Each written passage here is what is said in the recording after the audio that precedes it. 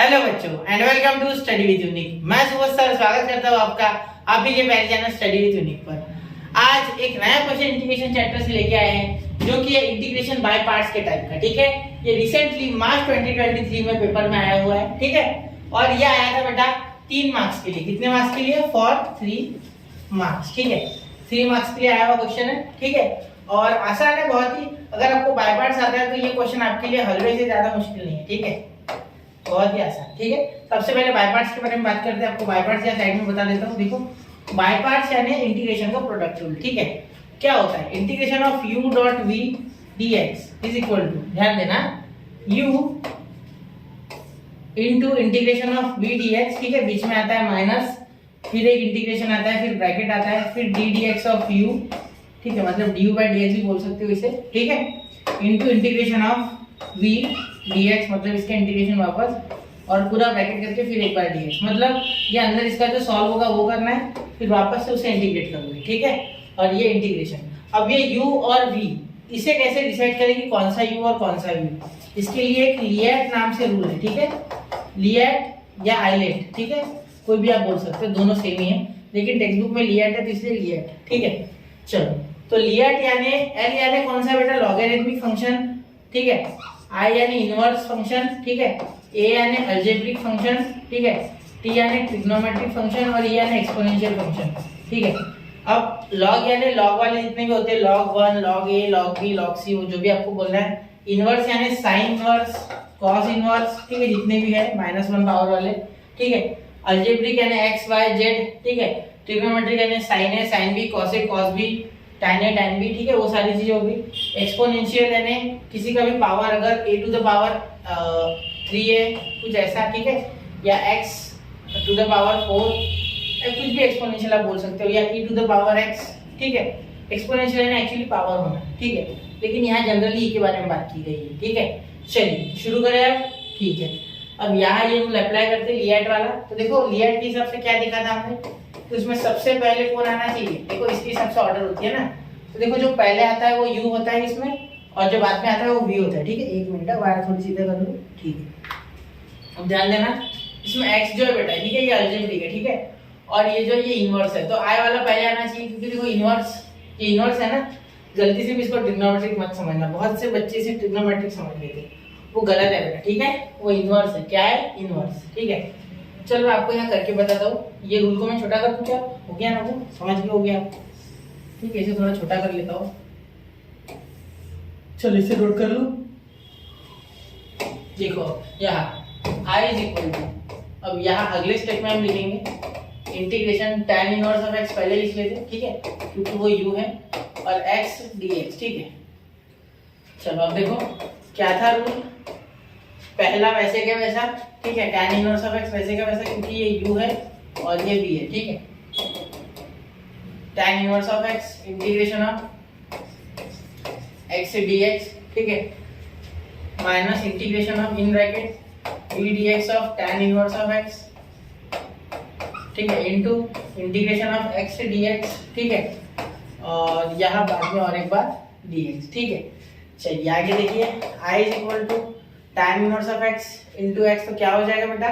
ये x का integration क्या होता है? Integration of x to the power n dx, तो होता है आपको x का पावर n+1 अपॉन n+1। ठीक है, वही लगाना है फॉर्मूला। तो यहाँ हो जाएगा tan इनवर्स ऑफ x, ये हो जाएगा x²/2, क्योंकि इसका पावर 1 है, 1+1 2 अपॉन में वही आता है जो पावर में आता है। ठीक है, तो इसलिए 2, यहाँ minus d dx of tan inverse of x is what बेटा? tan इनवर्स ऑफ x का डेरिवेटिव होता है 1/1 प्लस x²। ठीक है, ये तो आप जानते हो ना, बिल्कुल। ठीक है, अब आगे इनटू इसका भी x²/2। ठीक है, ये जब आप सॉल्व करोगे तो इसका भी integration of x dx same to same आएगा, और यहाँ बाहर dx। तो इस पूरे का इंटीग्रेशन अभी बाकी है, तो क्या डायरेक्ट लगा सकते क्या? बिल्कुल नहीं, पहले इसे सॉल्व करना होगा। ठीक है, चलिए सॉल्व करते पहले। ठीक है, चलिए i is equal to tan inverse x, या एक काम करते हैं x²/2 पहले लिख लेते हैं ना, अच्छा लगेगा। x² tan inverse of x upon 2। ठीक है, ज्यादा बेटर दिख रहा है। माइनस ये जो है ना, ये सॉल्व करो इसे, तो ये 2 यहाँ मल्टीप्लाई कर लेगा तो 1/2 तो कांस्टेंट ही से बाहर भेज दो, ठीक है। यहाँ क्या आ गया x square upon 1 plus x square ठीक है। ध्यान देना मेरी बात पे, यहाँ 1/2 है ना, ये देखो यहाँ एक्चुअली ये 1/2 है, सिर्फ 2 नहीं है, 1/2 है, ठीक है। तो ये 1/2 कांस्टेंट बाहर भेज दो, x square upon 1 plus x square है, ठीक है। तो यहाँ x स्क्वायर प्लस 1 और माइनस 1 कर दो मैं, ठीक है। जुगाड़ पता है ना आपको क्या होता है, ध्यान देना मेरे जुगाड़ पे। यहाँ क्या करोगे, x स्क्वायर प्लस 1 और माइनस 1 करोगे, ठीक है।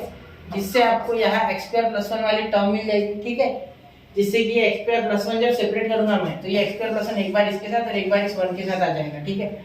जिससे कि हमारे सॉल्यूशन प्रॉब्लम का सॉल्यूशन मिल जाएगा, ठीक है।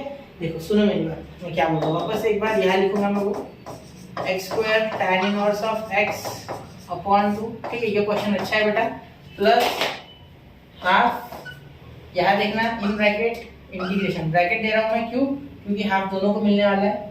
x स्क्वायर प्लस 1 अपॉन इस 1 प्लस x स्क्वायर को x स्क्वायर प्लस 1 लिखूंगा, ठीक है। सीधा कर दूंगा इसे, यहाँ dx, ठीक है। तो ये देखो इतना आ गया। अभी इसका हक इस पे सिर्फ इसका अधिकार नहीं है, इसका भी है, तो ये इसे भी मिलेगा, ठीक है।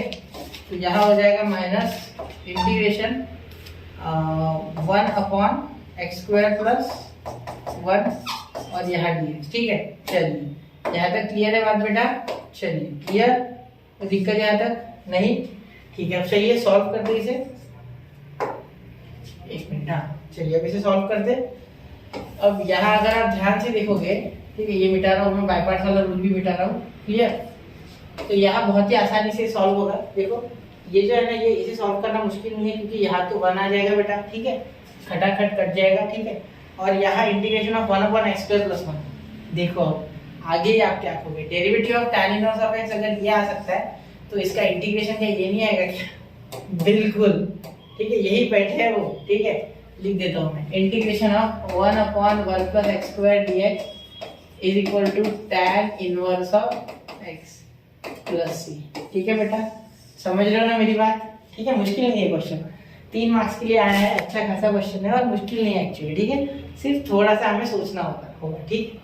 चलिए तो I is equal to x square tan inverse of x upon 2, ठीक है, प्लस 1/2, ये 1 आ जाएगा, इंटीग्रेशन ऑफ 1 dx, ठीक है। यहाँ ये कैंसिल, तो 1 भी नहीं लिखा तो चलेगा, ठीक है। माइनस ये देखो integration of 1 upon x square plus 1, ये तो हमें पता है ना 1 प्लस x स्क्वायर, तो वही तो ये है, तो tan इनवर्स ऑफ x लिख दो डायरेक्टली, ठीक है, tan इनवर्स ऑफ x।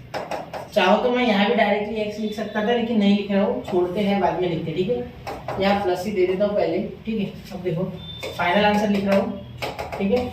अगर कुछ कॉमन निकल रहा है तो देखता हूँ, वरना फाइनल है, ठीक है। तो x square tan inverse of x upon 2 plus इसका क्या आएगा x, तो x/2, ये 1/2 इसके साथ मल्टीप्लाई किया तो x/2, क्योंकि इंटीग्रेशन ऑफ कांस्टेंट जो इंटीग्रेटिंग फैक्टर है वही, क्योंकि dx में का x है, ठीक है, इसलिए इसका आंसर x आ गया।